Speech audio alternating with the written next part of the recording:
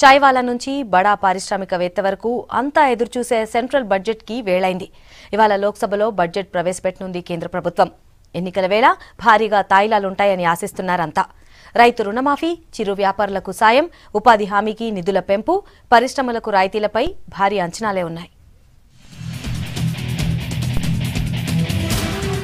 లోక్సభ ఎన్నికలకు ముందు మోడీ ప్రభుత్వ చివరి బడ్జెట్ ఇవాళ పార్లమెంట్ ముందుకు రానుంది.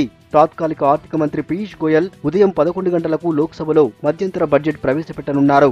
ఎన్నికలకు ముందు బడ్జెట్ కావడంతో మధ్యంతర బడ్జెట్లో భారీగా తాయిలాలు ఉంటాయనే అంచనాలు అంతటా ఉన్నాయి.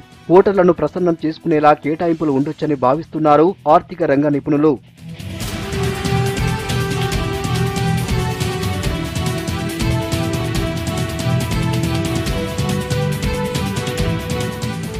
ఓటర్లను ఆకర్షించేందుకు చివరి అస్త్రంగా కీలక విభాగాలకు రాయితీలు, పథకాలతో పీయూష్ గోయల్ బడ్జెట్ను రూపొందించారని తెలుస్తోంది.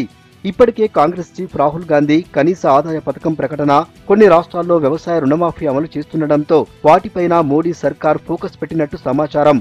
ఇందులో భాగంగానే రైతులకు రిలీఫ్ ఇచ్చే విషయంలో పెద్ద ప్రకటన ఉండొచ్చని అంచనా. 1,00,000 కోట్లతో ఫార్మ్ రిలీఫ్ ప్యాకేజీ ప్రకటించే అవకాశాలున్నాయి.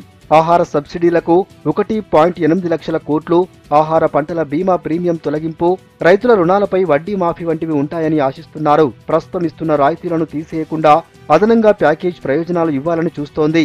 రాష్ట్ర ప్రభుత్వం అమలు చేస్తున్న రైతు బంధు, వడ్డీ లేని రుణాలు, ఆహార పంటలకు ఉచిత బీమా పథకాల్ని ప్రకటించే ఛాన్స్ ఉంది.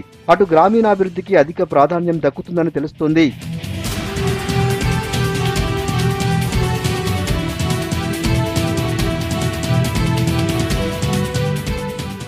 గ్రామీణ, పట్టణ, మధ్యతరగతి ప్రజలకు ప్రయోజనం కలిగేలా కీలక ప్రకటనలు చేసే అవకాశముందని కేంద్ర ప్రభుత్వ వర్గాల సమాచారం.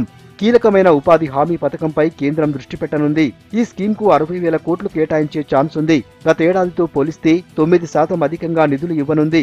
దేశంలో 7 కోట్ల మంది లబ్ధిదారులకు 100 రోజుల పని కల్పించడంతో పాటు కూలీ రేట్ను కూడా పెంచే ఛాన్స్ ఉంది.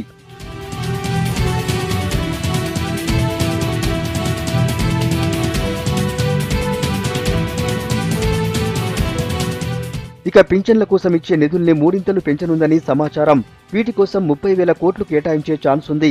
దివ్యాంగులు, వితంతువులకు ఇప్పటివరకు ఇస్తున్న 200 రూపాయల పెన్షన్ మొత్తాన్ని పెంచుతారని తెలుస్తోంది. వీటితో పాటు చిరు వ్యాపారులకు తక్కువ వడ్డీకే రుణాలిచ్చే యోచనలో ఉంది కేంద్రం. దీనికి సంబంధించి బడ్జెట్లో కీలక ప్రకటన చేస్తారని ఆ వర్గాలు ఆశిస్తున్నాయి.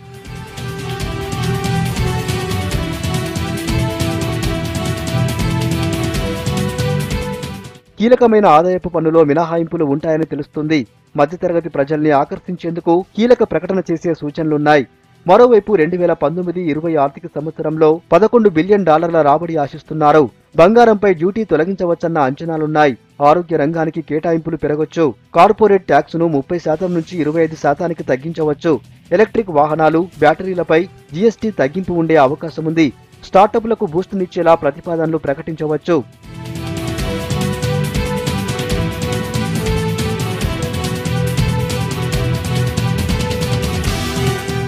గత 5 బడ్జెట్లలో తెలంగాణకు కేంద్రం ఎలాంటి ప్రాధాన్యం ఇవ్వలేదని విమర్శించారు టీఆర్ఎస్ ప్రజాప్రతినిధులు. ఆదాయం పన్నుతో వచ్చే నిధులే తప్ప ఏ పథకానికి కేంద్రం ₹1 కూడా మంజూరు చేయలేదని ఆరోపించారు. రాష్ట్రపతి ప్రసంగంలో తెలంగాణకు సంబంధించిన అంశాలేవీ లేవని ఆగ్రహం వ్యక్తం చేశారు.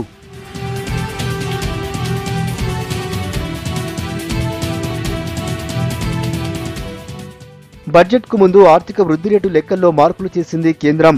2017-18 ఆర్థిక సంవత్సరంలో 6.7% వృద్ధి రేటు అంచనా వేగా 7.2%కి పెంచింది.